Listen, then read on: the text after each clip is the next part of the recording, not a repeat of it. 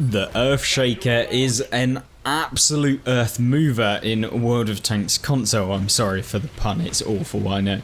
But the Earthshaker is one of the tanks that I found to be super good for my playstyle, and that is because it's an aggressive medium that has the opportunity, if you use it correctly, to deal huge amounts of damage, and that is what we have within this replay, at least in the first replay. And then also let's showcase what the tank is like in some of the other matches where maybe things don't go all your way, but you can still come out with a good result, as we like doing on this channel, is showcasing the reality of the tanks, not necessarily the most overpowered gameplays, although this one is quite a nice one. Now, of course, you're seeing us fire a lot of Hesh rounds within the game, this game, and it is not necessarily the best thing to do, because I've actually found that using the Hesh rounds can be both a gift and a curse, because not only can you get an extra 100 and something damage, you can lose out on 200 or 300 damage, or maybe even 400 damage if you just literally didn't fire the Hesh, because you have to pen with the Hesh to make it worth it. And if you don't end up doing that, then yeah, you can definitely end up in the negative. Unfortunately for the Sturm there, we did actually hit him blind, so kind of feels bad, but either way, we like it, and this is what I'm on about. We could have genuinely got an extra 260 damage against the IS if we penned, but we didn't pen, so we ended up losing out on damage, and then once again we could have got damage. So by firing the Hesh rounds there, which I 100% know I didn't aim 100 like superbly, and aimed at where the tracks were, gets absorbed by the tracks, doesn't deal as much damage, but we could have genuinely been on about an extra 500 damage there if I didn't fire the Hesh rounds. And the whole point of firing Hesh rounds is so that you guarantee yourself more damage. And yes, granted, we did just hit the IS when we didn't fully aim, and of course pens then, but yeah, we're now finishing him off because he's on such low hit points. We don't have to aim at all because of the damage that you get just from the splash. So an okay start to the game. 1800 damage. We've only taken about 1.5 hits from a 400 alpha gun, so 500 damage, but yeah, it's not the worst start to the game, but we could have been on more damage if we genuinely just kind of chose the ammunition type right. And I'm almost tempted to say that you should be using the ammo switching mechanic in tanks that can run Hesh, because essentially you can swap between the rounds without costing you reload, so at all. It's much like the intuition perk on PC, except this console version you literally don't lose any ammo type at any time between the kind of switching the rounds. You don't have to literally wait at all. Here you go, a nice shell into the back of the Falcon T20 or T92, which is a nice one, and enables us to get some more damage up against him. Now our light tank is on pretty well. He was on full health when he was fighting the Falcon, unfortunately now dwindling in his hit point pool. But we do manage to find the boogie on the enemy team, which we very nicely, we obliged to give him a lovely round into the side. The enemies are now pushing up, things like the AT8, and since it's his engine deck, I will once again be very obliged to jump in and give him a nice pen into the side. Now we go for the final shot on the AT8 and then we don't pen. Brilliant. Thank you, Wargaming, for that one. So it's gone from good to, oh dear, I'm almost out of the game because I've been hit by artillery, I've been hit by the light tank, I've been spotted, now I'm constantly detected by the arty, so I turn side on to make it difficult for him to be able to hit over the ridgeline. Of course, if you are kind of longer, you're going to be able to be exposed in the back end of the ridgeline, so if they do manage to loop it over, you're more exposed. Obviously that doesn't work if there's only a ridgeline in between you and the artillery that's so wide, but because we've got this big old chunky area, we don't have that problem. And then we land a nice shell onto the 88 side, which enables us to grab him out of the game. and send him back to the garage, as well as pick up over 4,000 damage now and 480 assistance. Now, I was thinking about going after the T92, and I'm thinking about it right now. So what I thought was, oh, maybe we'll be able to catch this this Falcon as he moves around. I quickly realised I'm not even aiming where the crossing point is. I'm aiming just at some random hill. And then I decide, you know what, if this guy actually somehow gets around me, it could be very bad, and he could end up taking me out. Now, it's probably unlikely, but if I do miss my shell, it is pretty much curtains, and if the player's good, he can take me out. So I'm trying to eliminate that. I want to win this game. I don't want to just have an okay game. But the Falcon is now pushing through, and then we miss our round.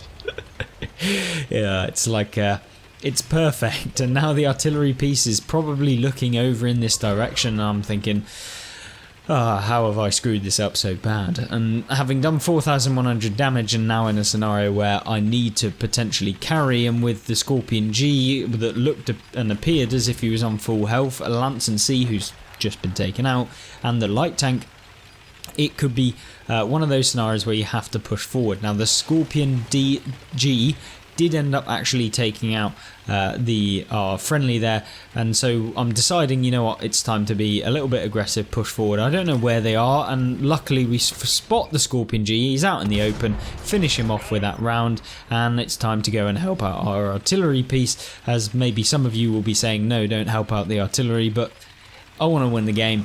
So we go forward and try and find a shot onto this light tank. Now, having done this amount of damage, and in a premium tank, because the Earthshaker is a premium, you're going to earn a ton of credits. And considering the fact that I have a silver booster on pretty much all of my premiums at this point, because I have like 700 of them or something absolutely ridiculous from the seasons and all of that jazz, yeah, we can kind of assume that we're going to be fine in terms of silver.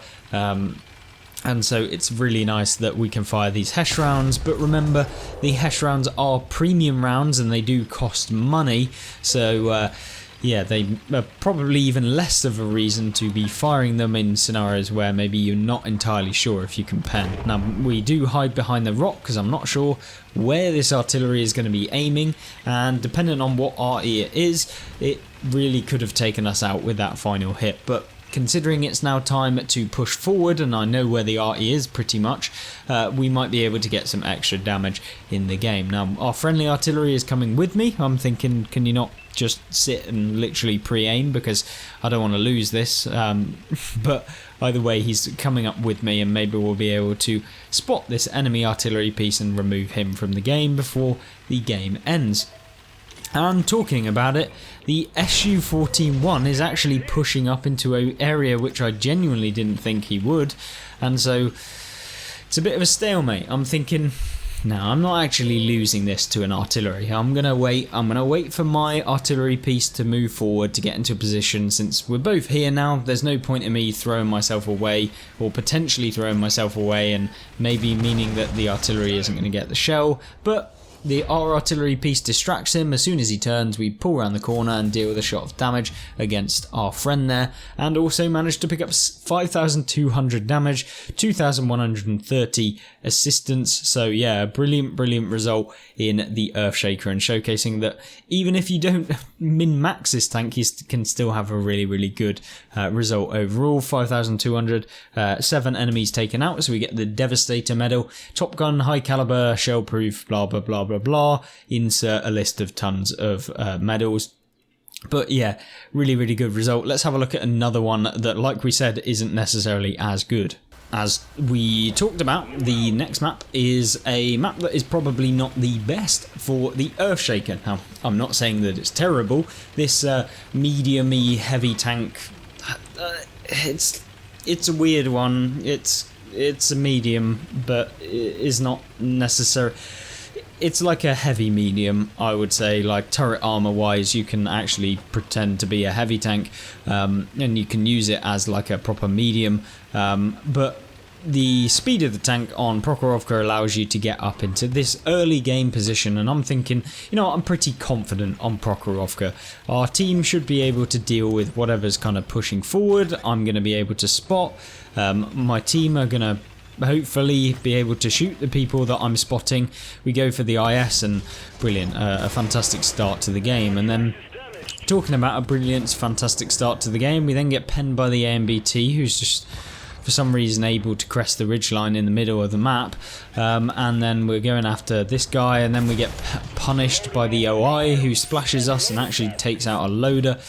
So yeah, brilliant start to the game. Now, granted, you know, sometimes this happens, and when you do take an aggressive position, you have to account for the fact that sometimes you are going to get into this sort of scenario. But I'm now waiting for the T-37 to crest up into the highest point, and we take him out, because that tank is going to spot us continuously throughout the entire game, and I don't want that.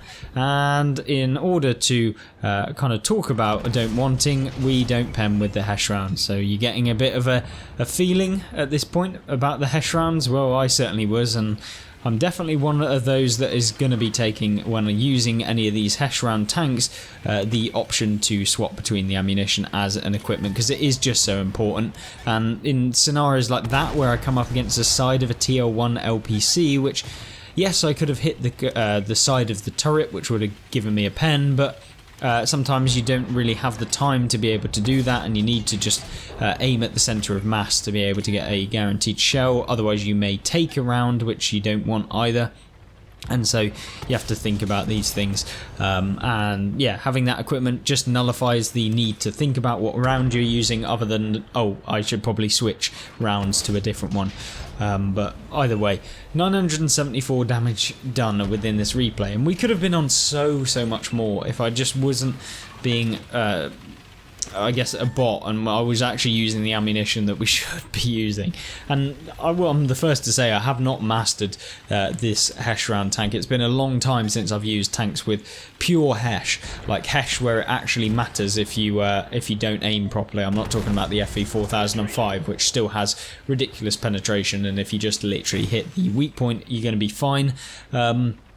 But yeah, you're seeing now some successful penetrations. This is where it's perfect up against those flat German heavies without any spaced armour, and the Hesh rounds are just lovely to fire at the broadside of a captured King Tiger, and of course picks us up like an extra 1,000 damage.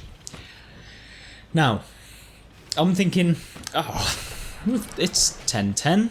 I mean, I'm on the team. Hopefully we'll be able to kind of pressure and clutch it out against all of these tanks. We hit the OI's cupola, but for some reason don't actually pen, because the tier 6 heavy tank has a ton of armour apparently.